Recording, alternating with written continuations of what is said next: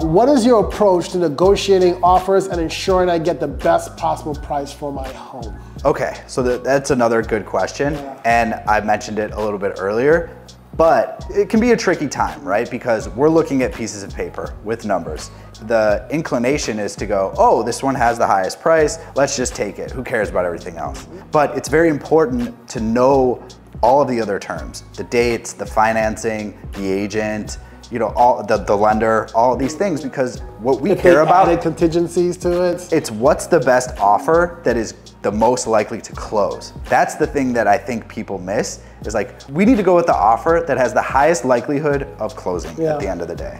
And if it's a little bit less in price than this other one that probably is never gonna close, you're still probably in a better position because that money doesn't really exist until it's in your bank account. Everything has a chance. There isn't a 0% chance, but everything has a chance. So yeah. Do I think this buyer that has their money in crypto that could close in 15 days can close? I think there's a chance, but it's a low probability. Right. We can go with that one, or we can take the other one. I think that's what's tough is, I get it, you're buying and selling, everyone pays attention to the number, the final number at the top. And there's so many other things that come into play. It's, who's probably gonna close? And this is why having the best attorney, having the best lender, if I'm on the list side, man, the first thing I'm looking at is a lender. How are they paying for this property? Okay, never heard of these people before. I'm going to actually call them. Hey, pick up the phone. Could I get in touch with your lender? Great, let me know how you want to move forward. And a lot of times, like I've had on the list side clients, not just change lenders, but like changing the cash. They were like, yeah, we're done, don't worry about it. Because we were in multiple situations, hey, you're close, just a heads up, called your lender, heard nothing back, just letting you know. Okay, hey, we're gonna go cash now. Cool. And if your financial situation is really, really solid, you can go cash with mortgage allowed and basically just take away your contingencies based on it. You could still go get the mortgage, but if for some reason your lender can't get the job done, you better pony up that cash. And if you have the cash, I mean, it's a good option. And I'm saying not everyone has that, so I can totally understand. Yeah, I mean, most people don't. Most people don't. No, I don't have it. You don't have it.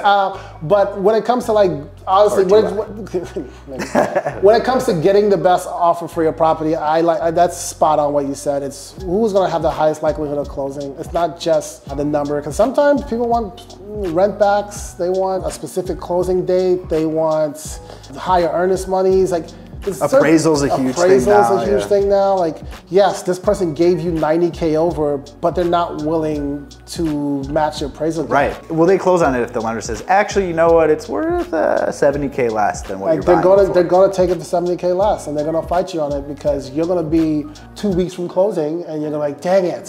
Right. And that's what's gonna be tough. Like, going back to market, no one ever wants to do that. Sometimes you have the ability to have conversations with other offers, and you can kind of make things happen if things fall through. But for the most part, I think when it comes to negotiating, it's us looking at every term possible, not just the money, looking at the agent, their lender, the attorney, and trying to figure out, okay, who are these people? Is this gonna close? Yeah. I think that's gonna be the biggest thing, is not just money, I think terms.